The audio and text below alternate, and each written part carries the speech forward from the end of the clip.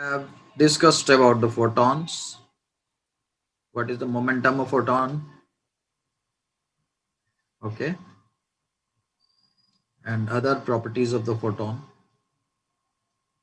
And example 11.1. Today we will be doing example 11.2. So in example 11.2, what is there? The work function of cesium is given 2.14 electron volt.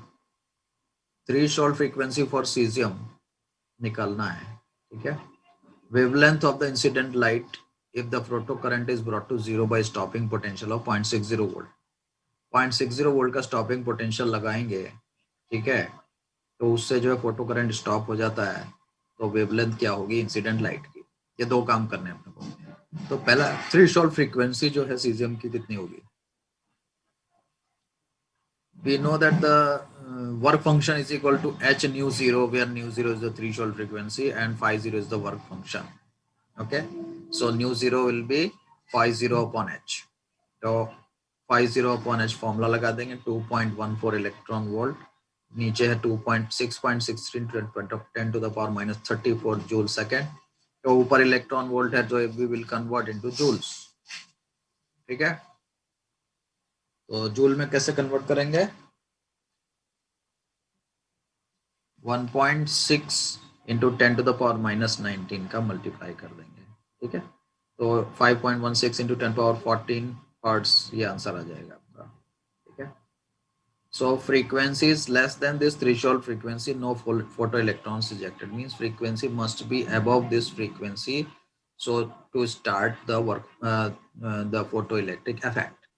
ठीक है, now wavelength निकालना है जब stopping potential 0.60 volt से वो wavelength रुक जाता है. ठीक है, तो अगर V0 स्टॉपिंग पोटेंशियल है, ठीक है, then EV0 is equal to h nu minus phi 0. h nu is the incoming photon energy. Phi 0 energy has been expended in the work function and remaining energy से वो निकल गया बाहर. K max is equal to EV0. ठीक है, तो ये Einstein equation है, उसी का फॉर्म है. तो इसमें से हम V0 निकालेंगे और लैम्डा निकालेंगे क्योंकि V0 अपने को दिया हुआ है. तो यहाँ पे न्यू की जगह रखेंगे C upon lambda. C is equal to nu lambda होता है, तो न्यू की जगह C अपॉन लैम्डा रखेंगे and we will calculate lambda. SC upon lambda हो जाएगा phi 0 प्लस EV0 और 1 अपॉन लैम्डा क्या हो जाएगा? HC नीचे चला जाएगा उसके. फिर उसके बाद में लैम्डा कितना हो जाएगा? Inverse of that function. तो ये हमारा एक फॉर्मूला इन्होंने निकाल लिया है.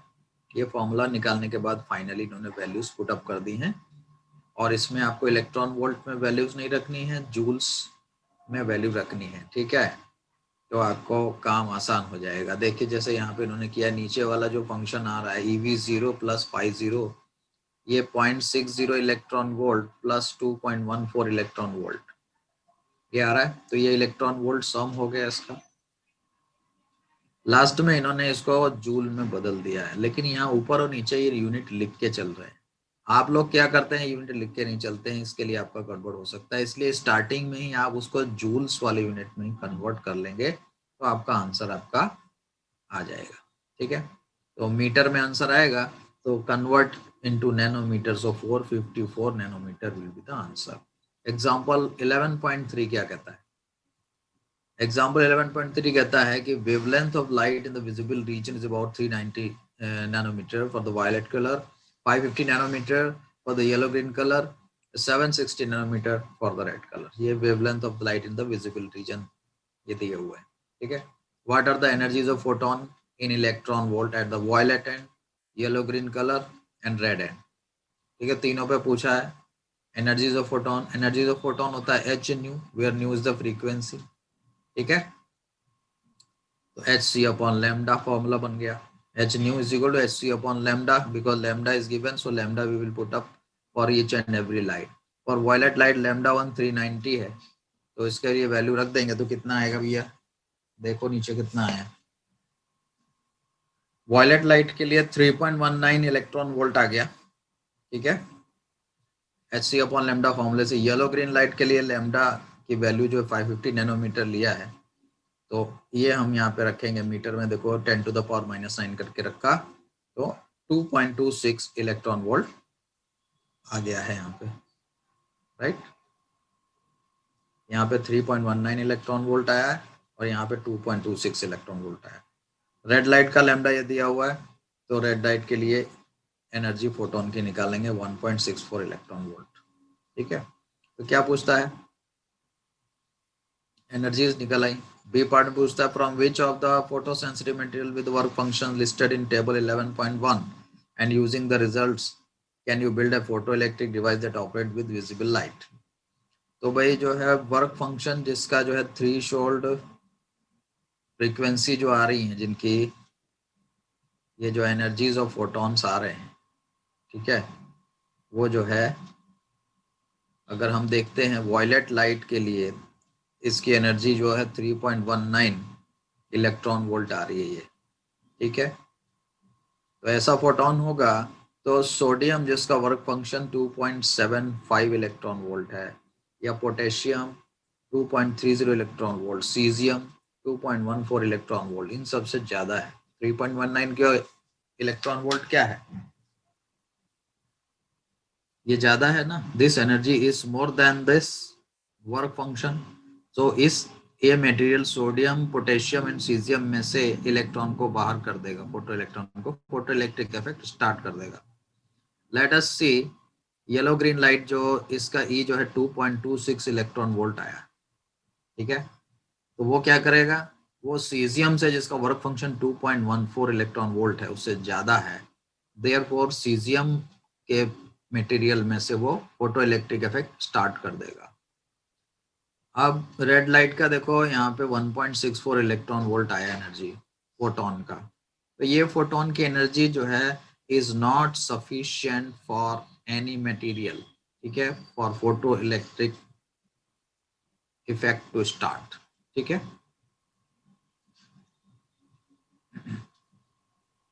ये इन्होंने टेबल कंसल्ट करने को बोला है, वैल्यूज इन्होंने यहाँ पे दे दी, इसलिए मैं टेबल की तरफ गया नहीं। कौन सा टेबल कंसल्ट करने को बोला है देख लीजिए आप इसमें, टेबल 11.1, ठीक है। टेबल 11.1 में आपको ये सब वर्क फंक्शन की वैल्यूज मिलेंगी, ठीक है। Now what is the wave nature of matter. कोई भी मैटर है वो वेव की तरह बिहेव कर रहा है, ठीक है। तो अगर हम वेव नेचर ऑफ लाइट देखते हैं, लाइट का वेव नेचर देखते हैं, तो वो हमें कहाँ कहाँ दिखाई पड़ता है, हमें इंटरफेरेंस, डिफ्रैक्शन एंड पोलराइजेशन, तीन फिनोमेना में दिखाई पड़ता है लाइट का वेव नेचर, ठीक है। और पार्टिकल नेचर कहाँ कहाँ दिखाई पड़ता है, पार्टिकल नेचर दिखाई पड़ता है फोटो इलेक्ट्रिक इफेक्ट में और कॉम्पटन इफेक्ट में, ठीक है। इसमें एनर्जी एंड मोमेंटम ट्रांसफर होता है, तो यहाँ पे हमें पार्टिकल नेचर दिखाई पड़ता है, ठीक है। So the radiation behaves as if it is made of a bunch of particles, the photons, ठीक है। तो पार्टिकल के लिए वेव डिस्क्रिप्शन ज्यादा सही रहेगा या पार्टिकल डिस्क्रिप्शन ज्यादा सही रहेगा या वेव डिस्क्रिप्शन ज्यादा सही रहेगा, ये नेचर ऑफ एक्सपेरिमेंट पे डिपेंड करता है, ठीक है। जैसे कि फॉर एग्जांपल कि हमारा जो आंख के देखने की जो कैपेसिटी है उसमें क्या है, gathering and focusing mechanism of light by the eye lens is well described bye in the wave picture. अगर हम वेव पिक्चर लेते हैं तो लाइट की गैदरिंग हो रही है, फोकसिंग हो रही है, वो सब जो है हम एक्सप्लेन कर सकते हैं, ठीक है। लेकिन अगर आंख में रेटिना में रॉड्स एंड कोन्स जो होते हैं उनकी कुछ सोफिस्टिकेटेड वर्किंग होती है, उसको हम वेव नेचर से एक्सप्लेन नहीं कर सकते, उसके लिए हमें फोटोन पिक्चर ऑफ लाइट लेना होगा, ठीक है। इसलिए हमको क्या चीज की आवश्यकता है उसके हिसाब से हम बोलेंगे कि ये वेव है या पार्टिकल है, ठीक है। तो एक क्वेश्चन राइज होता है कि अगर रेडिएशन जो है पार्टिकल लाइक नेचर शो कर सकता है तो पार्टिकल रेडिएशन लाइक नेचर क्यों शो नहीं कर सकता है। तो डी ब्रॉय था, डी ब्रॉगली, इसका प्रोनाउंसिएशन डी ब्रॉय। तो डी ब्रॉय जो है उसने जो है हाइपोथेसिस दिया, उसने ये रीजन किया कि nature is symmetrical to both radiation and matter, ठीक है। So matter and energy, energy means radiation, तो मैटर एंड एनर्जी दोनों को सेम टाइप से बिहेव होना चाहिए, नेचर सिमेट्रिकल होना चाहिए, ठीक है, दोनों का करेक्टर सिमेट्रिकल होना चाहिए, So if the wave is behaving like a particle, then particle should behave like a wave, and it should have a wavelength given by the de Broglie wavelength lambda h upon p. So he associated a wavelength with a matter particle moving with the speed v. He associated lambda with that h upon mv. That is known as the de Broglie wavelength. So let us see for the photon. Photon का momentum क्या होता है? h nu upon c होता है photon का momentum. ठीक है, momentum of the photon is h nu by c. So h upon p lambda जो आएगा इसके लिए क्या आएगा? c by nu. h upon p में p की जगह h nu by c रखो यहाँ पे नीचे, तो c by nu आ जाएगा, दैट इज लैम्डा आ जाएगा. ठीक है, तो क्या मतलब हुआ कि D Broglie wavelength of a photon, D Broglie wavelength of a photon जो है equals the wavelength of the electromagnetic radiation of which the photon is a quantum of energy and momentum. ठीक है, तो इसका मतलब है कि ये जो है पार्टिकल्स के ऊपर अप्लाई होता है इसका इक्वेशन. ठीक है, और अगर हम लैम्डा वास्तव में कैलकुलेट करेंगे तो ये बहुत छोटा आता है. लैम्डा की वैल्यू कितनी आती है? 2.76 into 10 to the power -34 metre. इन्होंने एक वैल्यू ले लिया है, मास ले लिया है 0.12 kg एंड वेलोसिटी ये लिया है, उसका लैम्डा निकाला है. ठीक है, for this particular case ball of 0.12 kg mass moving with the speed of 20 metre per second, उसका लैम्डा निकाला है. Now lambda comes out to be in the range of 10 to the power -34 metre, which is very very small and we cannot see with our eyes. wavelength is that much small, that is beyond that much small that it is beyond the measurement of our eye or the microscope. ठीक है, that is the reason these big particles, macroscopic objects in our daily life do not show wave-like properties.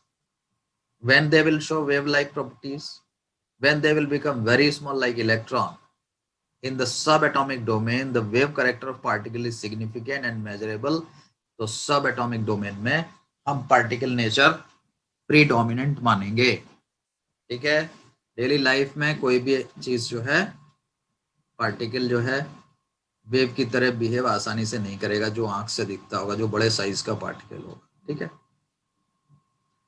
Now consider the electron of mass m charge e and accelerated from rest through a potential v. The kinetic energy k of the electron is equal to the work done on it by the electric field. Kinetic energy k जो है electron की कितनी होगी? Work done by the electric field on it. उससे kinetic energy मिल जाएगी, कितनी होगी? ev. तो kinetic energy is equal to ev and kinetic energy also equals to half mv square और p square by 2mp is the momentum. ठीक है, तो p square by 2m is equal to ev. So it gives us p is equal to under root 2 mev. It gives us momentum is equal to under root 2 mev.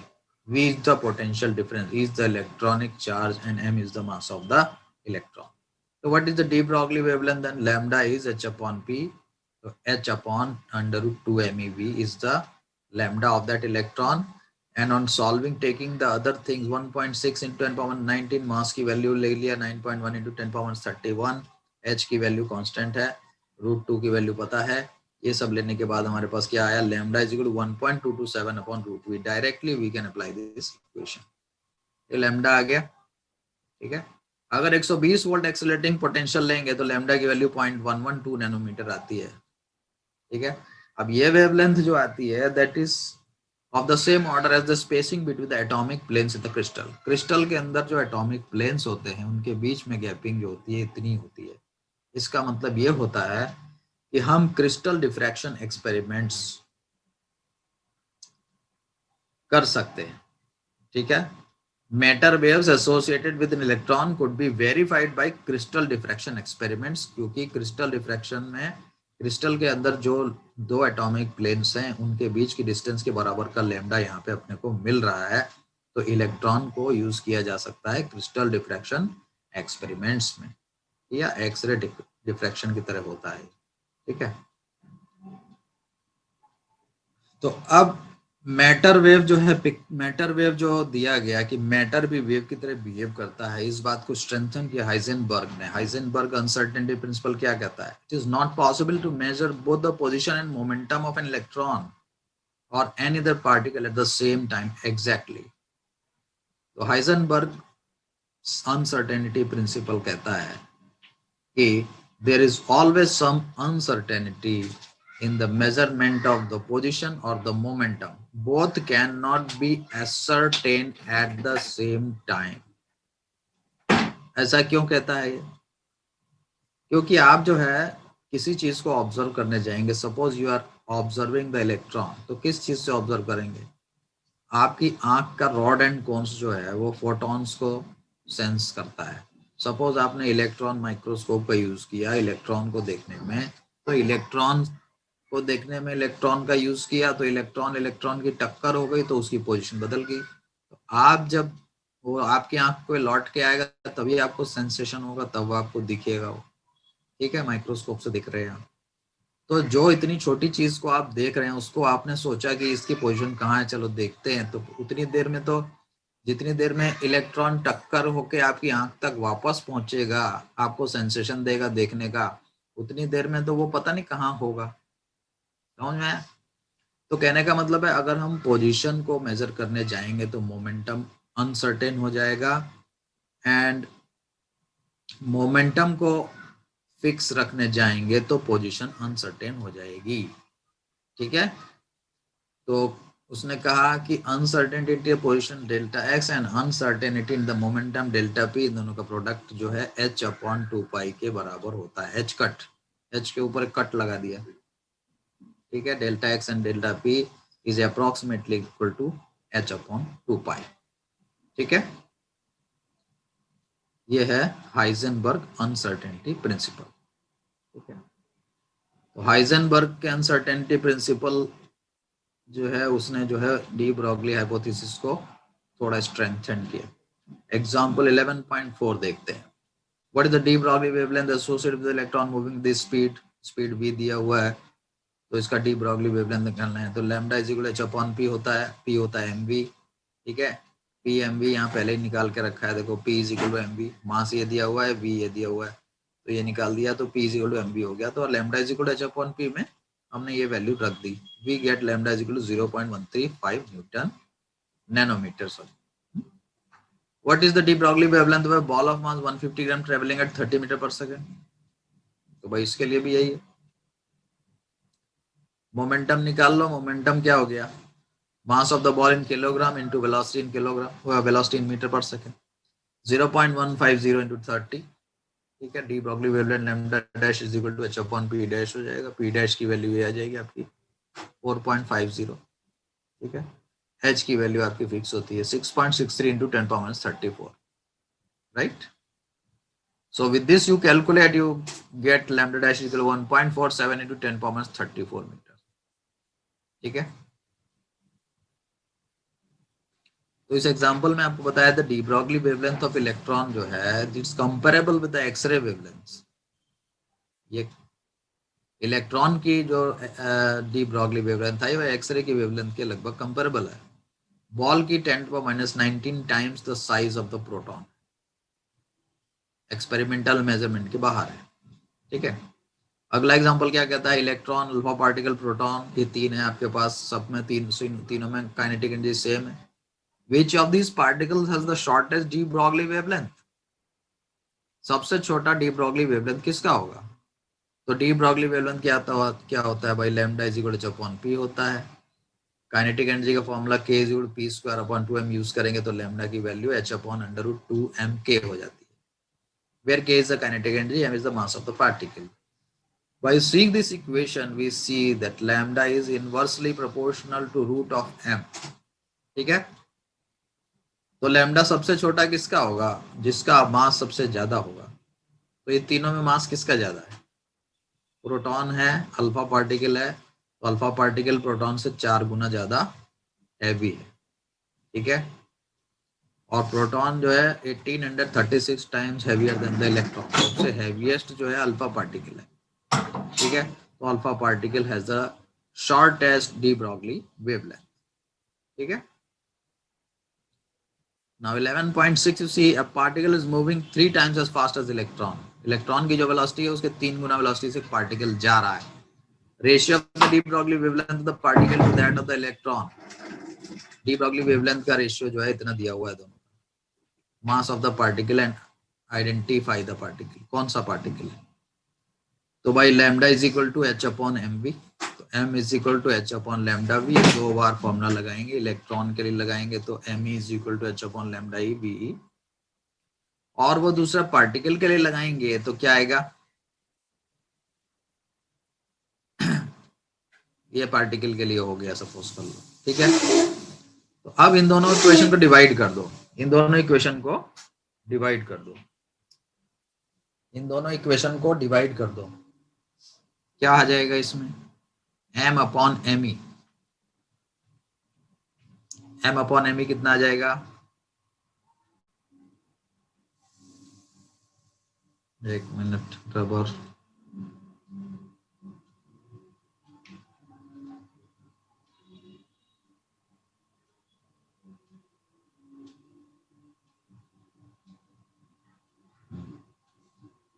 तो अब इसको m upon M ई कर देंगे तो h upon lambda v into lambda E V E upon H H cut जाएगा. इस तरीके का एक्सप्रेशन आएगा. तो mass of the particle is equal to M E times lambda E upon lambda V E upon V. इस तरह का expression आ जाएगा 2 बार ये फॉर्मूला लगाने पे. ठीक है. 2 बार ये फॉर्मूला लगाएंगे तो मास ऑफ द पार्टिकल जो कि पूछा है 1.675 इंटू 10⁻27 kg आता है. अब ये कौन सा पार्टिकल है? ये प्रोटॉन भी हो सकता है और न्यूट्रॉन भी हो सकता है क्योंकि दोनों का जो मास है इसके बराबर ही आता है. This is the mass of the proton और the mass of the neutron. दोनों का मास लगभग बराबर आता है. ठीक है. Now see the example 11.7. What is the de Broglie wavelength associated with the electron accelerated with the potential difference of 100 volt? तो सीधे वही फॉर्मूला लगा दीजिए आप जो अभी फॉर्मूला आपने पढ़ा था. क्या? Lambda is equal to H upon P becomes 1.227 upon under root v for the electron and therefore v की वैल्यू 100 रख देंगे तो यहाँ 0.123 नैनोमीटर आ जाएगा. बराबर है. Now let us see what is the Davison and Germer experiment. Davison and Germer ने क्या किया 1927 में और जीपी थॉमसन ने इंडिपेंडेंटली ये काम किया. उन्होंने ऑब्जर्व किया diffraction effects with beams of the electron scattered by a crystal. ठीक है. तो यहाँ एक्सपेरिमेंटल अरेंजमेंट दिखाया जा रहा है. देखिए see this is the LT मतलब लो टेंशन लो वोल्टेज है. यहाँ पे ये फिलामेंट है टंगस्टन का. टंगस्टन फिलामेंट जो है ये इलेक्ट्रॉन गन है. अब इस इलेक्ट्रॉन गन से इलेक्ट्रॉन निकलेंगे और ये इलेक्ट्रॉन जो है इनको एक्सेलरेट किया जाएगा. ये देखो यहाँ पे ये कनेक्शन है हाई टेंशन बैटरी से. मतलब इसको हाई वोल्टेज देके इस इलेक्ट्रॉन को हाई वोल्टेज में एक्सेलरेट किया जाए. ठीक है. तो एलटी बैटरी इलेक्ट्रॉन गन से जुड़ी है. इलेक्ट्रॉन गन से इलेक्ट्रॉन निकले. इलेक्ट्रॉन को एक्सेलरेट करने के लिए हाई टेंशन बैटरी लगी हुई है. And electron beam is made to fall on what nickel target. ठीक है. अब इस निकल टारगेट से इलेक्ट्रॉन टकराएंगे और टकराने के बाद क्या होगा कि ये स्कैटर होंगे डिफरेंट एंगल्स पे. तो ये डिफरेंट एंगल्स पे स्कैटर होंगे तो हमारा जो ये मेजरमेंट है हम इसको देखेंगे. हमारा जो ऑब्जर्वेशन काउंटर है जो काउंट करेगा रिटर्न होने वाले इलेक्ट्रॉन को इसको हम डिफरेंट थीटा पे एडजस्ट कर सकते हैं. ये मूवेबल कलेक्टर है और ये गैल्वेनोमीटर से कनेक्टेड है. अगर कहीं पे ज्यादा इलेक्ट्रॉन रिफ्लेक्ट होके आ रहे होंगे तो वहां ज्यादा करंट बताएगा गैल्वेनोमीटर में. ठीक है. तो इसको ऐसे ऐसे घुमा के इस मूवेबल कलेक्टर को थीटा को चेंज करके we can take different readings and know at what angle the current is maximum or at what angle the current is minimum. ठीक है. ये डिफ्रैक्टेड इलेक्ट्रॉन बीम है. ठीक है. निकल टारगेट से डिफ्रैक्ट होके आ रहा है. ठीक है. और ये सारा एक्सपेरिमेंट इवैक्यूएटेड चैम्बर में किया जाता है. There are no other particles present. ठीक है. तो भैया एक्सपेरिमेंट किया गया तो वो जो इलेक्ट्रॉन गन से जो इलेक्ट्रॉन निकले उनको एक ट्यूब में से पास किया गया, एक फाइन कॉलिमेटेड बीम निकाली गई। बीम जो है निकल क्रिस्टल पे डाली गई। निकल क्रिस्टल से electron scattered in all the directions and हमारा जो डिटेक्टर है वो सर्कुलर स्केल पे मूव करता है जैसा कि मैंने आपको बताया, और एक सेंसिटिव गैल्वेनोमीटर से कनेक्टेड है जो कि करंट रिकॉर्ड करता है। ठीक है। Theta is the angle between the incident ray and scattered electron beam. ठीक है। तो variation of the intensity of the scattered electron with the angle of scattering theta is obtained for different accelerating voltage. अब एक खास voltage ऐसा लिया गया, accelerating voltage 44 volt से 68 वोल्ट के बीच में एक्सपेरिमेंट्स किए गए। ये नोटिस किया गया कि स्ट्रॉन्ग पीक मिलता है सब में 54 वोल्ट पे। 44 से 68 के बीच का एक वोल्टेज है 54 वोल्ट, वहां पे स्ट्रॉन्ग पीक ऑब्जर्व। इसका मतलब है उस जगह पे, उस पर्टिकुलर वोल्टेज पे बहुत सारे इलेक्ट्रॉन रिफ्लेक्ट होके आते हैं theta is equal to 50 degree के ऊपर। बराबर है। तो intensity of the scattered electron for an accelerating voltage 54 volt at a scattering angle theta is equal to 50 degree was maximum. Strong peak was appearing. ठीक है। तो appearing of peak क्यों हुआ? क्योंकि कंस्ट्रक्टिव इंटरफेरेंस ऑफ इलेक्ट्रॉन्स हुआ। Constructive interference of electron हुआ इसलिए ज्यादा करंट मिली। ठीक है। इसलिए अपीयरेंस ऑफ पीक आया उस पर्टिकुलर थीटा पे और 54 वोल्ट पे। तो इलेक्ट्रॉन डिफ्रैक्शन मेजरमेंट से वेवलेंथ, मैटर वेव की जो वेवलेंथ मिली वो 0.165 नैनोमीटर मिली। अब जो है यहाँ से जो मिली de Broglie wavelength associated electron कितना आएगा 54 वोल्ट पे, यहाँ पे निकालेंगे हम lambda is equal to H upon p 1.227 upon under root b. 54 volt पे कैलकुलेट करेंगे तो it comes out to be 0.167 nanometre. तो इस एक्सपेरिमेंट से डेविसन एंड जर्मर के एक्सपेरिमेंट से जीपी थॉमसन के एक्सपेरिमेंट से लैम्डा मिला 0.167 which was very much in agreement with the non values 0.165 नैनोमीटर। आप देख रहे हैं दोनों वैल्यूज लगभग बराबर हैं। There excellent agreement between the theoretical and experimentally obtained value of the de Broglie wavelength. तो डेविसन जर्मर ने एक्चुअली क्या किया? What they have done? Davisson Germer ने उन्होंने स्ट्राइकिंगली कंफर्म किया wave nature of the electron को और de Broglie relation को स्ट्रेंथन किया।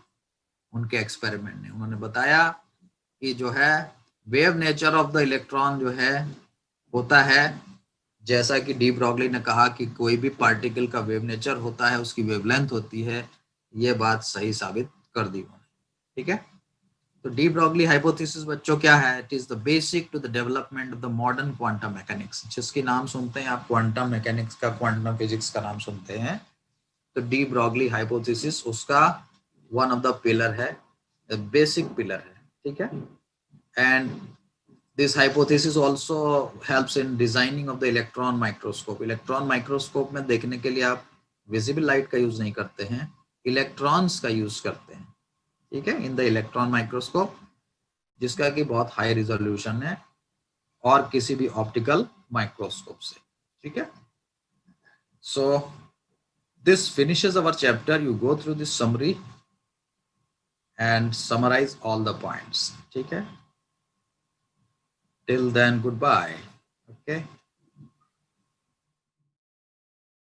Quick Deal, a marketplace to sell anything.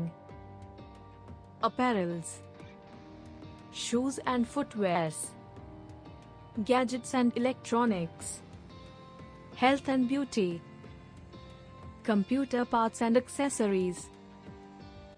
Quick Deal.